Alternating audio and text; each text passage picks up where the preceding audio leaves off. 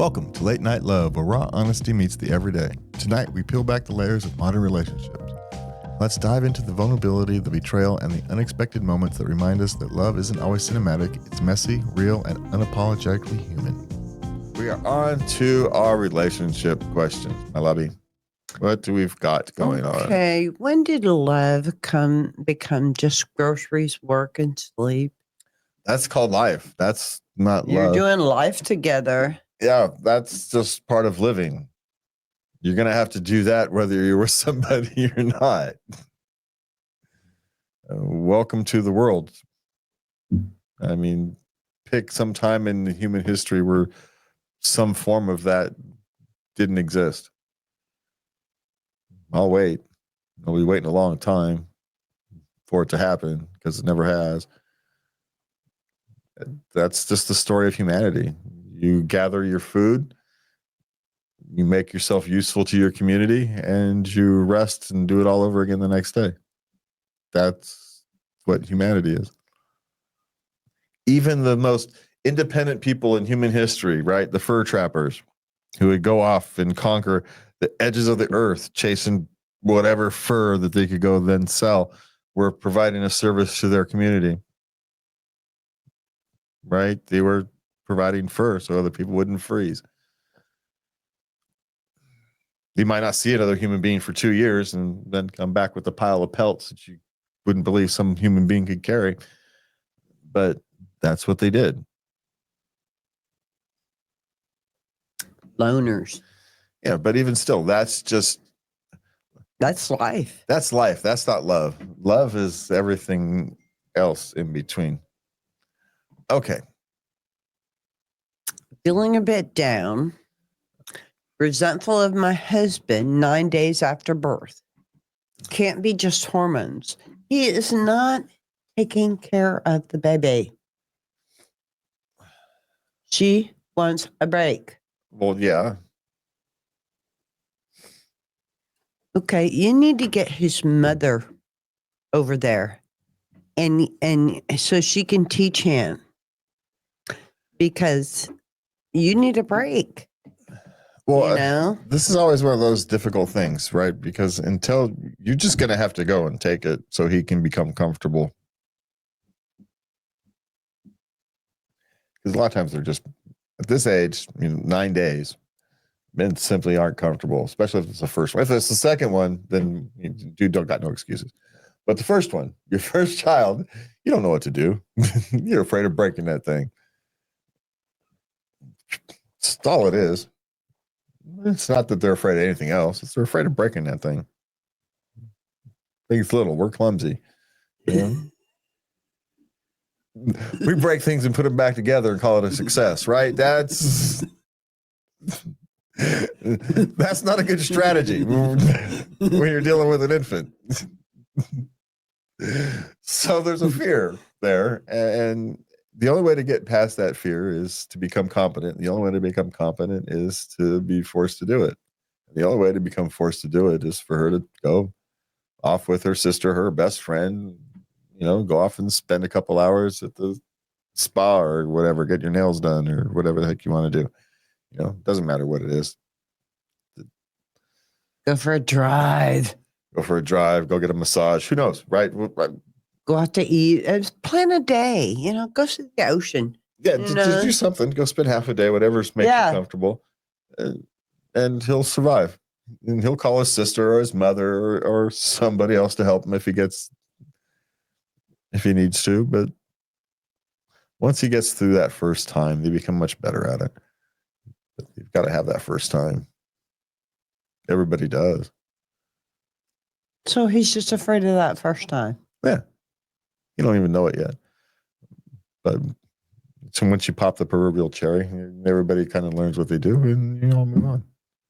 And you have to let him do things his way. Yep. It's not going to be your way. No, I can tell you right now. Success is everybody healthy when you get home. That's success, right? Nobody's at the hospital. Success. Woo-hoo. House ain't burnt down. That's a success. There we go. That's a success. Don't have high expectations. Don't expect more than you should, because he's still learning his way. And that's part of the problem men have at this stage, is they just don't get the same amount of practice. And it's a reality. It's always been a reality. And then the farther you get along, the harder it becomes. So make him do it now. Okay. My husband changed his mind about kids, and I don't know what to do. Can you ask him why? Well, changed your mind from what to what?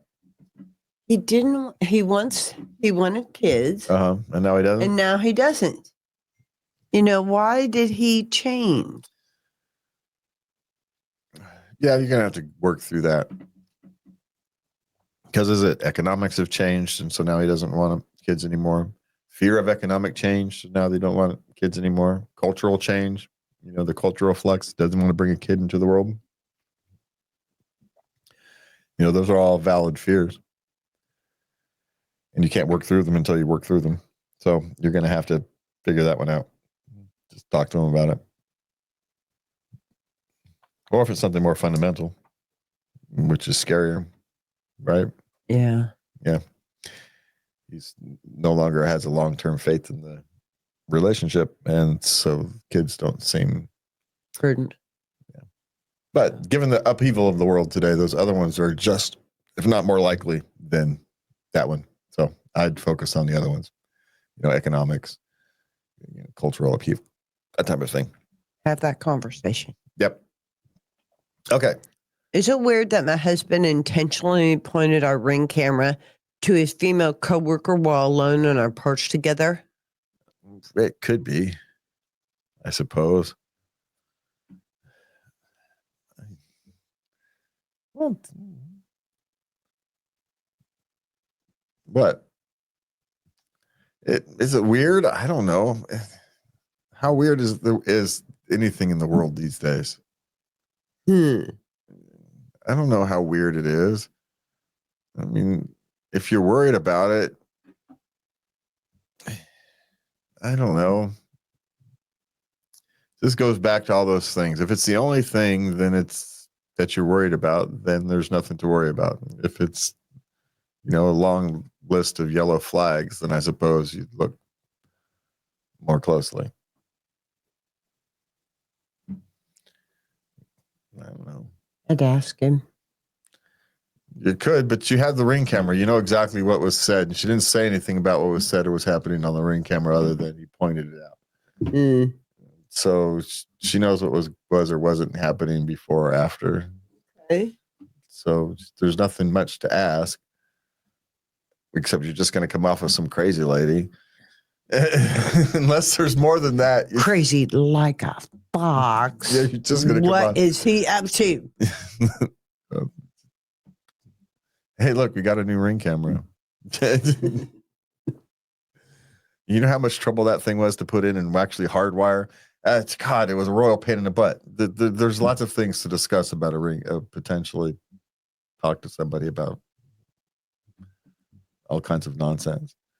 Yeah. Hey, when I broke my arm putting up that Ring camera, you think I know. You think if a coworker came over to mine and I was going to point that out? Yeah, that's that Ring camera I was putting up when I fell down and broke my arm. Yeah, it's a perfectly normal conversation, or not. But you've got a Ring camera. She obviously sees it on the Ring camera. Ring cameras have audio. So what were they talking about? So my guess is she's looking for a problem that isn't there.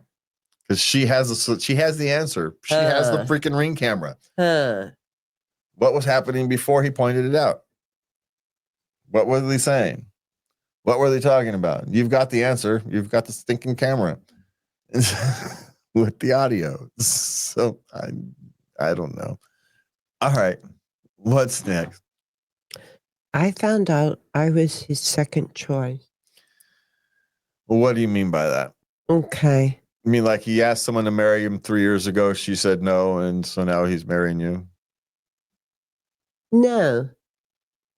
They were dating a bunch of people. He was. Yeah. And he wanted to be this one girl, but she said no, so he picked this other girl. That's So that's essentially dating.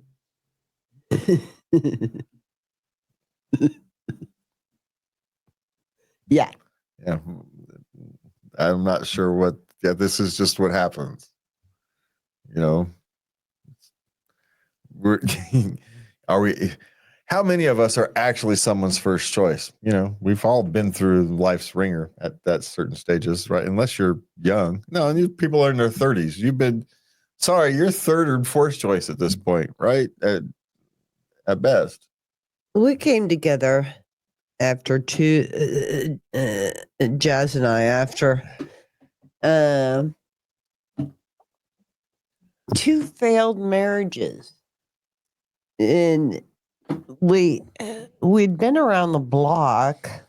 I mean, we were raised in the sex, drugs, and rock and roll era. You know, that was high school and everything, you know. So I remember asking you, do you want to hear about it? And you're like, no, not really. Hit the highlights. Okay.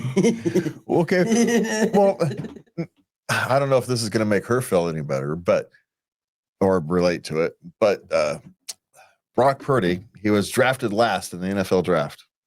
Essentially, no one really wanted him, right? They took him because he was the highest guy left on their board. Essentially, that's how you get drafted there. He just signed a multi-year, 100, 200 something $1 million contract. He wasn't their first choice, but he's now their superstar. So don't worry about what choice you were. Worry about what you make of it. Worry about what your relationship has going in the future, because you chose him. You said yes, right? So it's the other person's problem that she said no, not yours. Don't make it your problem. Well, I like your answer better. I'm just saying, you know, just because you're not the first draft pick, so to speak, doesn't mean you're not the best draft pick. People get draft picks wrong all the time. I'm losing my thing here. So I like it. yeah. All right. We're on to our couple intimacy questions. So just if you got sensitive things, you can. If you have children around, That kind of thing. Not the this time. Is not. If you're offended easily, then this is. Even though we do try to have these as responsible as possible. We do. All right. So what do we got? Can penises smell as good as vaginas? Well, that depends on what you prefer. You know, that's entirely subjective. Yeah. You know, everybody has their own preferred scents and lack thereofs, and yeah, you know, some people prefer the scent of soap. Other people prefer a more natural scent. None of them are wrong. They're just, you know, what you like. So don't worry so much about it. Just find one that you enjoy the aroma of.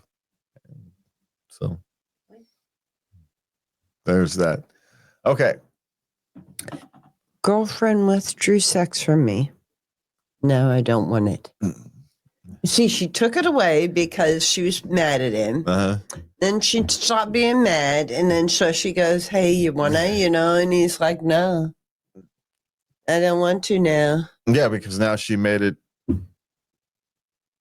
She's used it as a relationship tool rather than, you know, as its own thing. You know, it's one thing to not be happy with your partner, so you're not in the mood.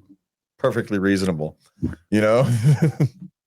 But to use that as a tool or as a weapon, you know, to get your way or something, it poisons the well, and eventually that's what happens. Yeah.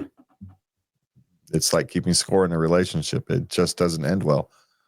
Even if it works for a while, at some point it's not. At some point resentment will creep in. Even if resentment because the theoretical scale gets out of balance, or just because you get tired of being judged all the freaking time. You know, one form of resentment or the other is going to eventually build. So that's what has happened, essentially. Is you've now got resentment to deal with, and you're going to have to decide if you want to or not. So that's what it is. It's resentment. And you're going to have to just work through it or not, I suppose, is the other option. Okay. Okay, last question of the night. All right. How can I make it possible for my husband to be intimate with me in my sleep? Tell him you're open to it and leave it at that. She keeps waking up and it just messes with her fantasy. Wait, she's complaining because she gets woken up by her husband. Well, what do you think is going to happen? Do you think she can? She wants to sleep and wake up and, feel freshly done. Ravaged. Okay. Now, that's not really possible. I mean, you're talking about competing things. I mean, it's not impossible, but I wouldn't suggest not without heavy drugs. And do you want to do that? I think that didn't people go to jail for that? Yeah. That's not a road to go down. So you're just going to have to accept reality that if that's the likelihood of you sleeping through that without some kind of chemical assistance is slim to none. Just from, reality. I don't even know if there's just how biology and things function. You're going to notice and you're going to wake up because you are. So she's wanting to sleep all the way. Sorry, sunshine. There's nothing I can give you on this one. Your expectations exceed what reality can provide. And so you're just going to have to accept something less than your, fantasy world. Isn't that how fantasies turn out? You try for them and they're never perfect like in your dreams, No. Life intrudes, how rude. No. Yeah, that's why we always say those things are best left. But it's perfectly fine to want to be, randomly woken up by your loved one. That's a perfectly reasonable thing. All you have to really do is let them know that, it's acceptable to try that, and you're usually good to go. But yeah, you're wanting the impossible, essentially. So no wonder you're disappointed. So that's it for me and Lubby tonight. I want to thank you for being here. You can find us at latenightLove.us. You can send your questions, comments, suggestions, etc. to love@latenightLove.us. Hit the like, subscribe, share, blah, blah, blah buttons for us, if you would. And from me and Lubby, have a good night. And please remember to love everybody.